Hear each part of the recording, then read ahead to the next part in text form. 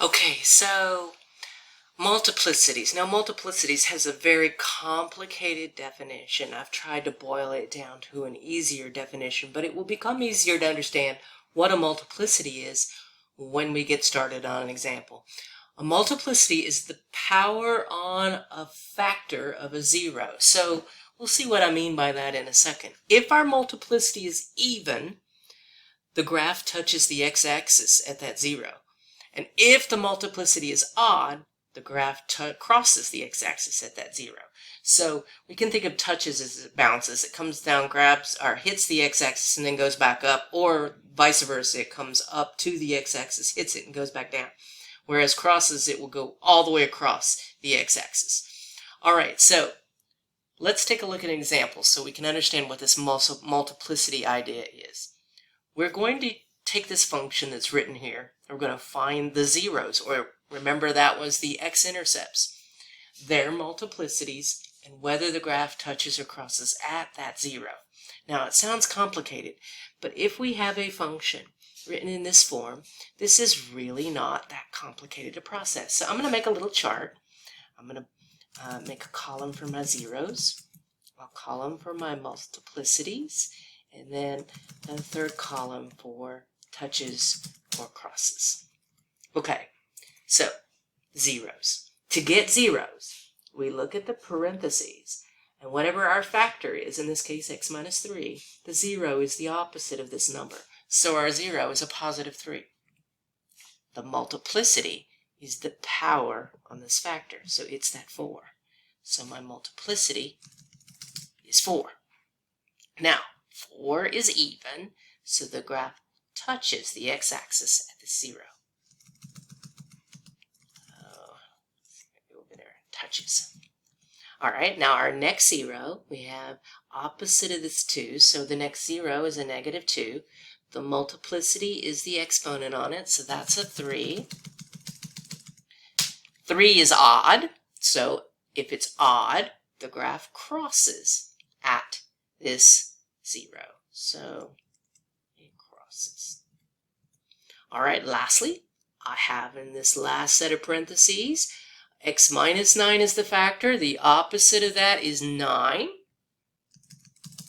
The multiplicity there's not an exponent written, which means it's 1. And 1 is an odd number, so the graph crosses at that 0. Okay, so let's do the same thing for the next example. So for this function, we want to find the zeros, their multiplicities, and whether the graph touches or crosses at the 0. All right, so again, I'll make a chart with zeros, with multiplicities, and with touches or crosses. Okay, so first 0. Now, x to the 4th. Notice this doesn't have like an x minus 5 like the next one does, or an x plus 4 like this one does. But there is a 0 right here. We don't write x plus 0 or x minus 0. So if we just have an x by itself, it's a 0 that is the x-intercept there. So that's 0. Its multiplicity is 4.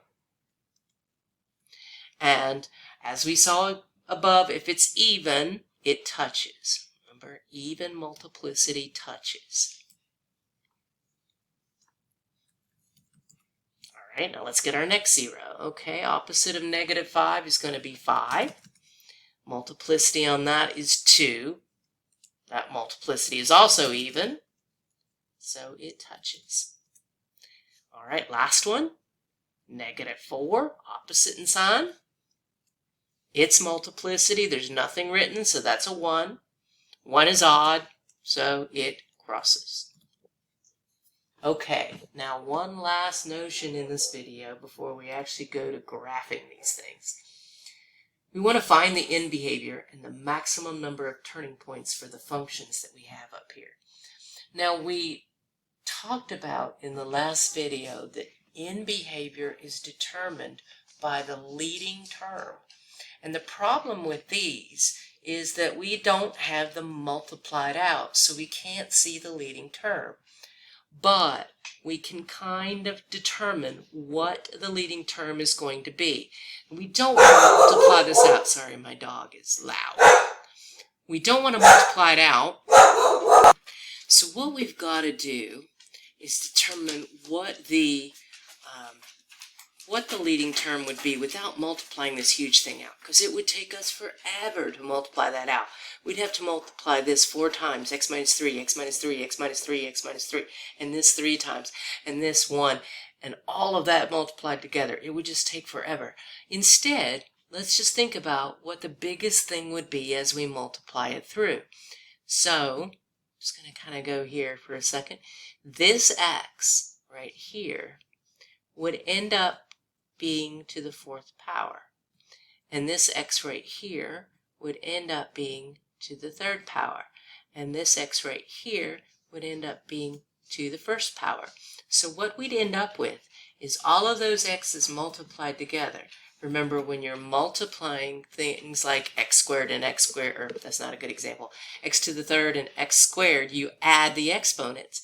So when we multiplied all of those terms out, we'd have 4 plus the 3 plus the 1. We'd end up with x to the 8th. And it would be positive because this x is in the front with nothing, no negatives in front of it, and this one would be, and this one would be as well. So our leading term would be x to the 8th. Now let's remember, positive in front, even exponent, in behavior, looks like our x squared graph. Now just for the sake of practice, let's write it though in the way that your exercises in My Open Math will write it. If we think about x squared, on the right, right is as x goes to infinity, or as x arrow infinity.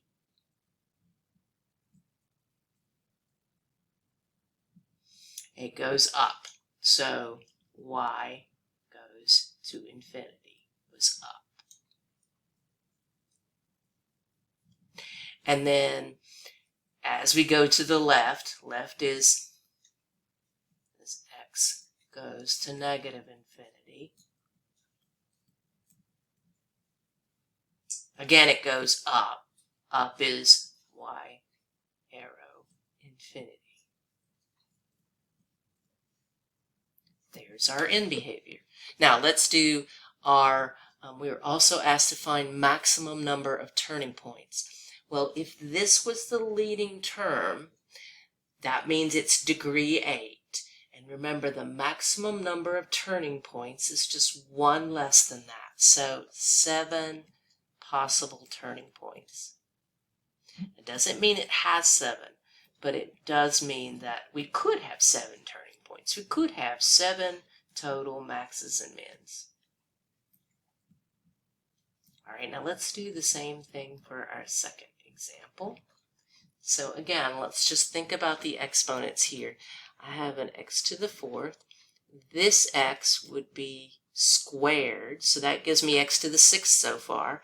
And then I have one more x, so that's x to the 7th. So my leading term would end up being x to the 7th. Again, it's positive because there's no negatives in front of my x's.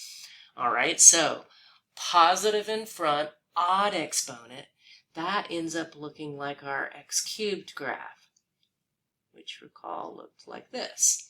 All right, now let's again interpret that using the notation that we're going to use on our homework. On the right side, it's up. So right side is as x goes to infinity. Up, y goes to infinity. All right, now left, it goes down. So as x goes to negative infinity is the left.